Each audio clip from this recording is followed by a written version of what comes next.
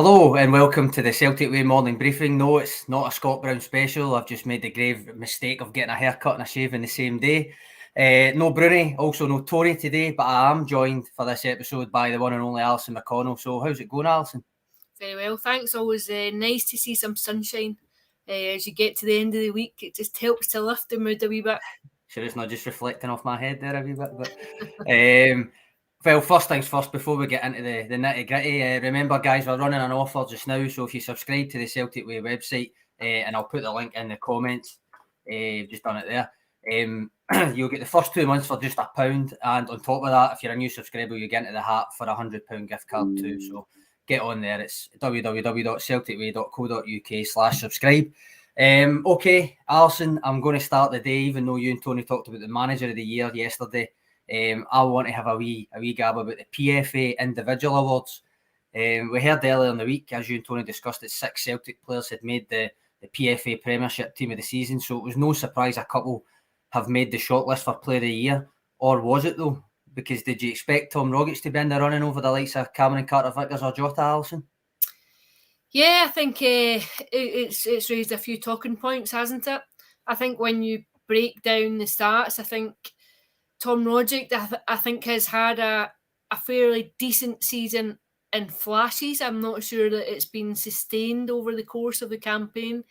I think the obvious omission is Cameron Carter-Vickers. I think he merited inclusion, certainly in the shortlist, whether or not he's the best player in the country, but I definitely think he merited a mention on the shortlist, just given how consistent he's been over the course of the campaign. I think he's a very assured player. I think you've seen him lend a composure to a Celtic backline that was badly lacking it last season, and I think the other one you mentioned there was Jota. Again, I think he obviously missed a couple of months because of injury too, and has been a fairly influential creative player for Celtic over the course of the campaign. Both players, of course, on loan this term, and I would have to say, I think if it came down to a choice between just one of them, I think Cameron Carter-Vickers might be the one that you would really want to see if you could only pick one of them, just because he's really cemented that backline. I think it's just lent it a real solidity. A few comments here actually about haircuts after my comment, but Frank Brennan, haircut and a shave, best start to the day. My wife would argue I'm looking a wee bit too much like my infant daughter, I think, but going back to the awards, David Bradley, no way should have Rogic have been in front of Carter-Vickers. I tend to agree, I was surprised, but you've got to remember, and this is the kind of point that I posted on Twitter, my theory on it is that although Rogic has been inconsistent, and I think that can be true, even though I would argue he has had a good season, he's the type of player for me that is just so memorably impressive, so memorably difficult to play against when he's on his game, that maybe it sticks in the heads of the opposition players and it comes to the forefront when they're asked to vote. Because remember, this is the PFA, so it's his fellow professionals that are deciding it, Alison. I would absolutely agree with that. I think he's a big game player too. I also think he is one of the players in Scottish football who is capable of just conjuring something a bit different, just a moment of magic, just something special to win a game, to change a game, to influence a game. I think you've seen it time and time again. I also think he's very graceful with the ball at the feet. Ball at his feet. He's a very elegant footballer. I think it looks effortless at times, but I would agree with you. I think sometimes he does things that are so unusual, almost like that you don't see in every game or that you don't expect from every player, that I think it does stand out. And then when it gets to the end of the season and other players are casting their votes, that's at the forefront of their minds. But yeah, I absolutely think that's a reason for his inclusion. 1967, making a good point that obviously these things, I've always, like with Player of the Year awards and Manager of the Year awards and stuff, I'm always quite irked come the end of the season because it's already been voted for. I think sometimes, not every season, but sometimes, last season in particular, I think Callum Davidson for Manager of the Year was probably done over by it, that the votes are in before the season's finished. And I realise why you need to get not just the player awards, but the writers' awards, everything else. You need to get the votes in, and the end of the season, nobody's wanting to stick about for another 2 weeks to do it all, kind of thing, and all of that. It doesn't make sense to wait. but there are things that come the end of the season should play a part. 1967 makes a good point that the February-March kind of voting period was when Rogic was arguably playing the best stuff, and obviously had the Derby game, and different things like that. That does have a good point. John Curry, maybe the fellow professionals didn't nominate Carter Vickers because they were sick of not getting past him, potentially. I think we're saying here, basically, had Rogic had a good enough season to be getting a Player of the Year nod? I would probably argue no when you consider the other players even within his own team. But I don't think for any minute, like a minute at all, that any of his teammates will be sitting there sulking or anything, thinking that they should have been in it or anything like that. I think the culture that Ange Postecoglou is trying to kind of foster at the club doesn't and shouldn't accept that attitude. But nonetheless, I think most fans, you can see it in the comments, most fans would acknowledge it was probably a bit of a surprise that he was in there for the individual award, Alison.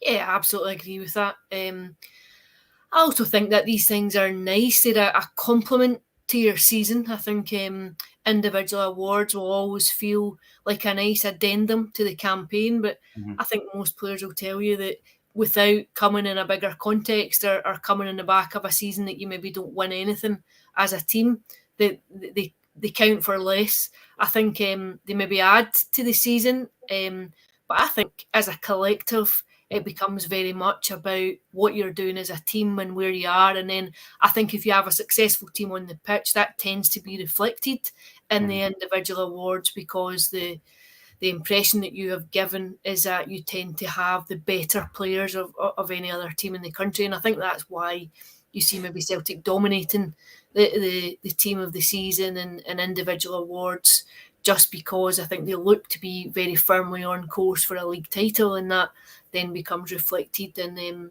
players that stick out in the memory, in the mind, players that have really put a stamp on the season. Retro Celtic saying only one winner, Callum McGregor. A couple of comments like that, and I think, I'm inclined to agree, Alison. I think, if Pete McGee, if any player in Scotland has a better season than McGregor, we should seek him out. I would argue our own power rankings have Carter Vickers as having a better season so far, but I don't think anybody would argue with Callum McGregor. The other players, obviously, in the running, Craig Gordon, Hearts goalkeeper, and Regan Charles Cook of Ross County, who I suggested a couple of months ago would probably be my pick if it was going to go to a non-Celtic player. But I think Callum McGregor's got to be the front runner, Alison. Would you reckon? I think he probably is. I think he's had a hugely influential season. I think Craig Gordon, too, has had an excellent campaign. I think what you look at for these awards, or what I would look at, is players who have contributed in terms of points that have been the difference between winning a game and losing a game, or winning a game and drawing a game. And these players tend to be the difference between that. And I think Callum McGregor, you could absolutely put in that bracket for when you think of individual moments where he's really dragged Celtic through the game. And the immediate one that would come to mind would be the game a couple of weeks back at Ibrox. Yep. Celtic on the ropes, really, in a really fraught opening period. They're a goal down. They could potentially have been 2 or 3 goals down by that point, and it was McGregor that took the game by the scruff of the neck, and then was the created the run that led to Celtic's equaliser, and it just really found their equilibrium again in the game. And I think when you take into factor too, just assuming the captaincy role, he had fairly big boots to fill. He was in the shadows of a player who had really taken on, I suppose, modern iconic status at Celtic, given the length of time that Scott Brown had been at the club and the success that he'd presided over. So I don't think that was an easy task to do. 1, to take the captaincy off of someone who'd been so successful with it, and 2, to take the captaincy at a time when the club was very much in disarray, when you had the discord between the supporters in the club last season, and also the fracture that came just from a very difficult season on the park last year. Gerald Coyle had mentioned there in Glenn Mallard about his leadership. Gerald Coyle mentioned about the face mask as well. He could potentially still have been out if he wasn't willing to wear a face mask. I don't think that was ever in doubt, do you? I think as long as he was given the option, he was always going to say, he's that kind of player. But what is not impressed me the most, because obviously his actual football's impressed me the most, but you mentioned that the time he's taken it up, not only the off-field stuff, but he's also made things a lot easier than they otherwise might have been for Ange Postecoglou, I would imagine, because of the type of player, type of guy that he is in that dressing room. It makes everything a lot easier to put in place, if you know what I mean, when that's the kind of guy who's your go-to in the dressing room, who's the leader on the pitch, and the manner in which he plays the game. Yeah, I think what comes across very clearly is a humility about his role. I think the impression that you get is a real team player. I know that's quite a cliche, but you saw him play left back at Ibrox in a game before. You see the ability, the willingness to say, I'll adopt this deeper role, even though I might have more creative tendencies or more attacking tendencies. I think what you see is a player who's very much willing to slot in where he's needed and to try and do a job wherever he's needed. And I think that's the kind of attitude that you do need. I think if you're wanting to foster a certain mentality within your squad, then if that's the example that you can point to as your captain, then I think you're I think that's the example that you want to leave for everyone. Right, speaking of Celtic players being favourite for an individual award, the PFA doesn't have the same Scottish-only restrictions that the Scottish Football Writers Young Player of the Year award does, although everybody seems to forget that restriction every year. But so it has to be Liel Abada, doesn't it? I mean, inconsistent or not, and I think it has been inconsistent a lot. His sheer output on his debut season, 19 years old, then 20 years old, turned it during the season. It's got to be decisive, surely. I think he had an excellent campaign. I think his return is very impressive in terms of goals and assists. I would agree. I think he's had points in the season where he was flying, thinking of the opening few months, and then his form's dipped, which I think is inevitable, given all his age and coming into a new culture and all the rest of it. But yeah, I think he would definitely, you would fancy him to go and have a say in it. I think he'll definitely be one of the favourites for it. The other, I think Calvin Ramsey's is a very good season at Aberdeen and a very difficult campaign for the Pittodrie side. And I was saying to Tony yesterday on here, I have seen him. I've seen Aberdeen maybe 6 or 7 times this season, and the boys really stood out every time. I think a real aggression about his game, a real attacking impetus, and sort of raises the question about what Scotland are doing. Like, keep raising these really good strong fullbacks. But yeah, I think he might be a rival. But I think Abada would probably get my vote on that one, just because I think his return has been very impressive. I think Ramsey's impressive as well. I think just the sheer output of Abada and his debut season as well, being just slightly older than Ramsey, but regardless, his output's just unbelievable. The goals and assists. I like underlying stats. They back them up as well. He is generally an effective player, even though, as I say, he's went through lulls and stuff. I think some of that is to do with the fact that he's been consistently available, and some of the other wingers and people that can fill in out wide weren't always available, or even at the club in case of Dies and Maeda at the start of the season. So Abada was almost unable to be rotated as much as probably would have been, because you've seen since January he has been rotated a lot more than he was before that, and I think that was he's almost been a victim of the lack of squad depth before the winter break, in terms of he had to play himself out of a rut rather than getting a wee bit of rotation and all of that. So as much as I'm saying he's been inconsistent, I just think that the output alone has been just phenomenal. You mentioned Ramsey. The other two in the running are Ramsey's Aberdeen teammate Connor Barron, who's impressed the last couple of months, and Josh Doig of Hibs. I think it's probably going to be between Abada and Ramsey in it. Yeah, I think so. I think the other two have had decent seasons as well. Josh Doig's a player I like as a fullback. I'm actually surprised he's still at Hibs. I thought at the end of last summer he was just, I think Hibs were very close to agreeing an offer to let him go. I think he's got a big future in the game. I think he's a player that's got a lot to offer. Another fullback coming through, but also got Aaron Hickey playing in Italy as well. Remember, he's inundated with him. I think you always like to see young Scottish players do well, coming through and seeing what they've got to offer. But I certainly think Liel Abada will be delighted with his return. I think it's not an easy thing. I think back to myself at 19. I don't know how I would have coped if somebody dropped me into a foreign culture in a professional environment and sent me to work. I think you can't discount all of those things for a very young player Mm-hmm. to go and just try and show a bit of maturity and adapting into a different cultural setting, and that even just a different language. And I think when you come to Glasgow, the language is probably nothing like the English that you might learn in a classroom, and I think just getting up to speed with all of those things so that you can focus in on your football. I don't think you can discount how difficult a thing that is to do. As Postecoglou mentioned that, didn't he, earlier in the season about Real Hatate and Maida and stuff coming over, and thinking, well, that's not the English they learned. So, well, sometimes I think this isn't the English I learned when I speak to people. You're all the different dialects. If you speak to someone from the East Coast or from further up north, and you hear all the idiosyncrasies of language, sometimes you'd be fairly bamboozled. That's what I used to get up in the northeast all the time. I feel there's another awards. Obviously, the Women's Player of the Year awards, the PFA ones were released as well, and it's Jacinta of the Celtic women's team has actually been nominated for both the Young Player and the Player of the Year award, which I feel obliged to mention because it's a rare sight. She didn't actually make the team of the season, so maybe it's unlikely she'll actually do that double, but I think it's still impressive, isn't it, Alison? Yeah, I think it tells you about her contribution and her influence on the team.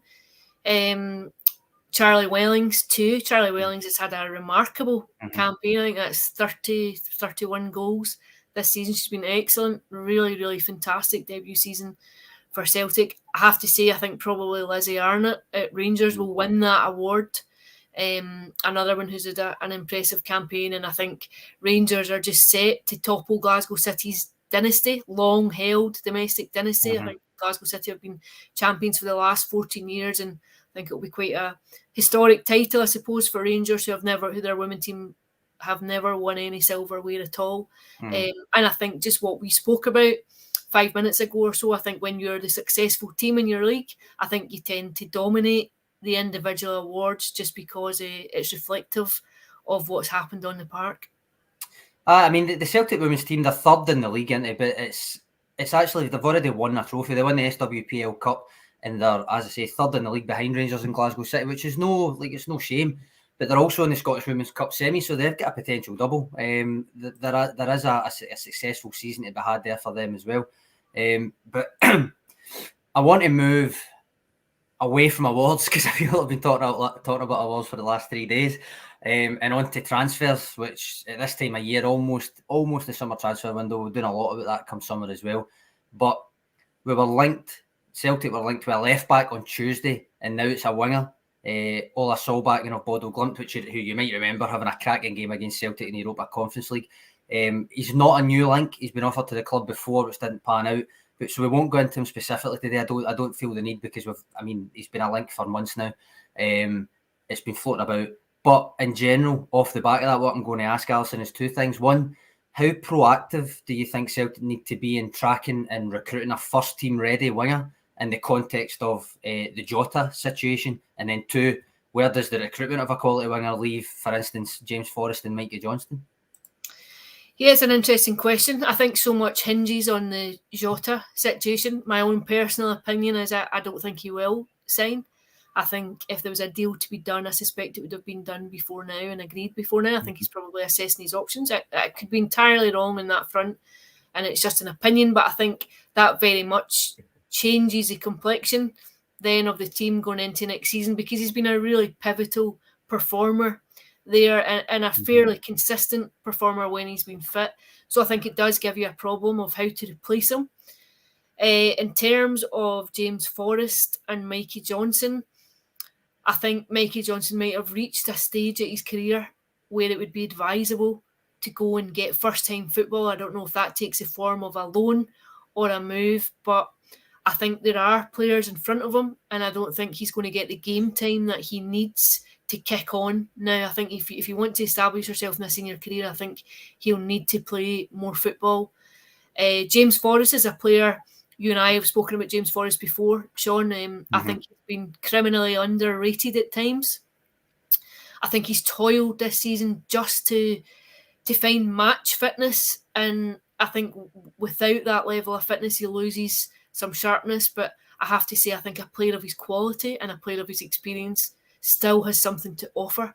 Now, I'm not sure if that then becomes more of a squad player than a first team starter. I think that very much comes down to his fitness levels. Mm-hmm. What happens over the summer? Does he get a very strong pre-season under his belt? And if he does, it's up to him then to say and to make the case for starting every week. And I think he still does have that capability if he gets his fitness right. I think with Forrest, I kind of made this point after he had a really good game against Livingston, which was that the role that James Forrest could play doesn't necessarily entail him having to be fit to play 3 games a week next season or anything like that. I think he could fit into a kind of more of a squad role and less of a kind of undroppable player, but also depends who they recruit, which I suppose comes back to the Solbakken question and Jota.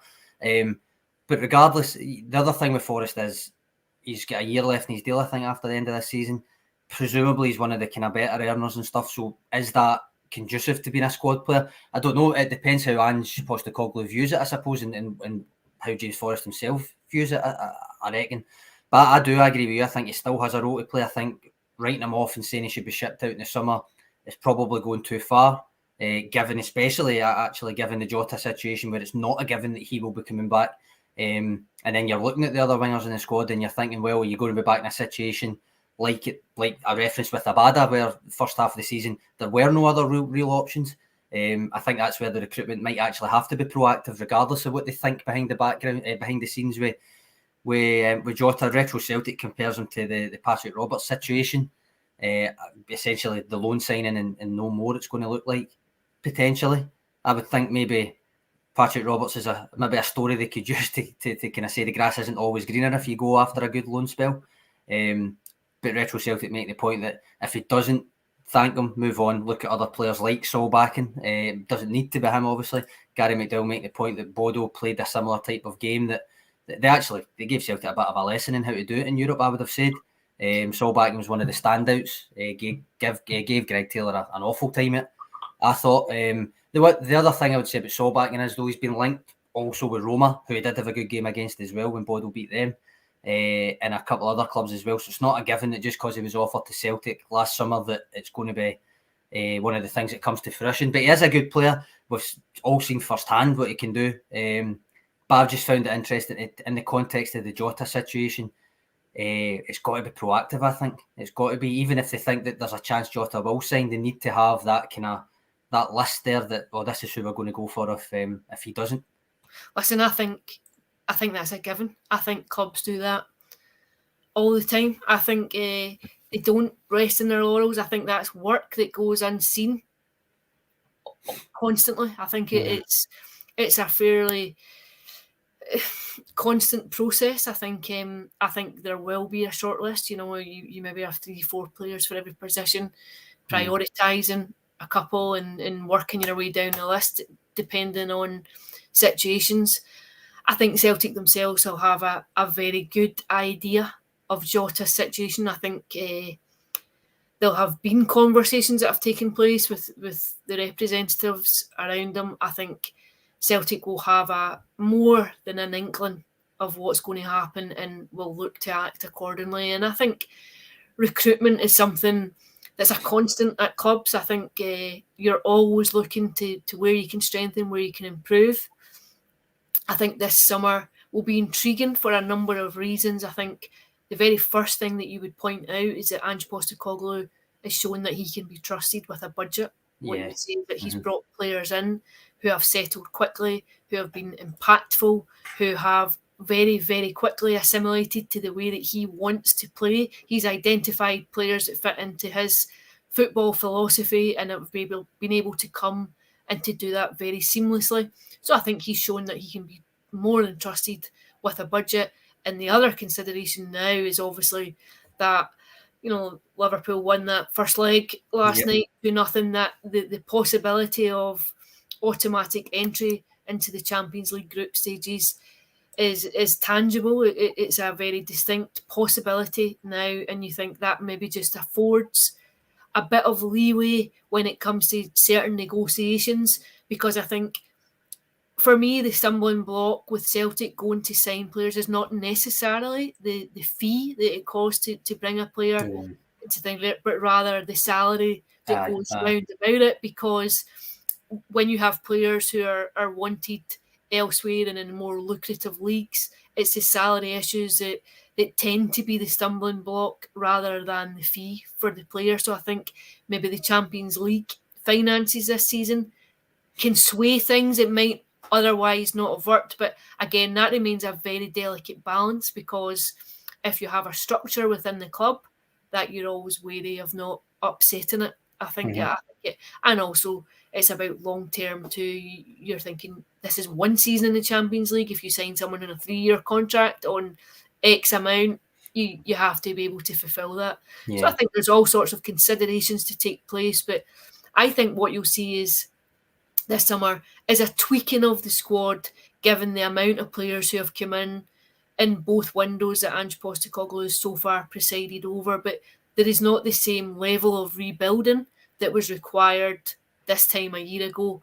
But there could potentially be 2 key positions that you need to be looking at if Jota and Cameron Carter-Vickers are heading elsewhere. You mentioned Europe a couple of times in that there, and I won't get the chance to ask you tomorrow, Alison, because it's just me and Tony on a briefing. So a quick word about Sunday. I've tried to avoid going on about that game every day this week. It's hard to fill a week sometimes when there's no midweek game, to be honest, but I just didn't want to spend all week thinking of a new way to say the same thing and talk about the derby every day. So I've managed to get to Thursday. I'm going to put you on a spot for it because you're not on with us tomorrow. But obviously tonight Rangers play Europa League semi-final against RB Leipzig in Germany. First of all, what influence could that have on Sunday? Do you think it'll have any? I think it does have an influence. I think the result has an influence. I think if Rangers were to come away with a win, I think all of a sudden your tail's up, chest are out, gives you a bit of confidence.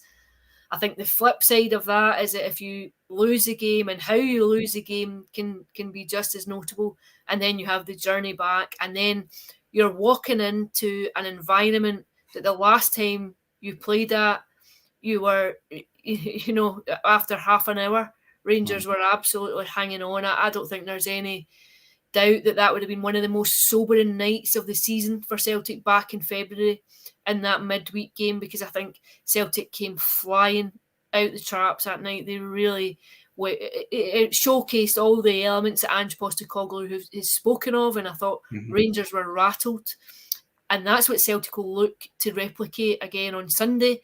You have the backing of a very, very full vocal stadium who know that a win effectively guarantees the title. I think in all but name. I think given what the goal difference is, I think realistically 3 points is a league decider. So I think Rangers know they're walking into the Lions' den on Sunday, and I think given what happened in February will have a mental effect on the players. So I think if they come away from tonight's game on the back of a defeat, I think that would be the last place that you'd want to be going. Jimbo, tight game on Sunday, 5-0.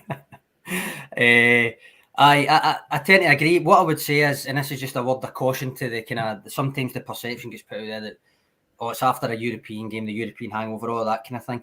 I pointed out before the semi-final not to necessarily read too much into that kind of narrative, because the kind of narrative, I mean, that Rangers struggle after European ties, because it's not really been true in terms of results. The performances maybe be a different matter, but in terms of results, it's 1-12, drawn 3, lost 1 after European ties this season.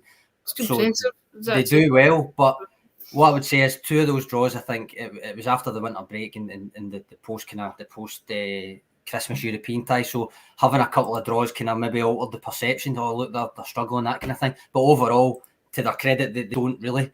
And I think we all saw that at Hampden the other week there. But I mean, you already reiterated the Liverpool's 2-0 win at home against Villarreal last night. Eased a few nerves in terms of that Champions League money.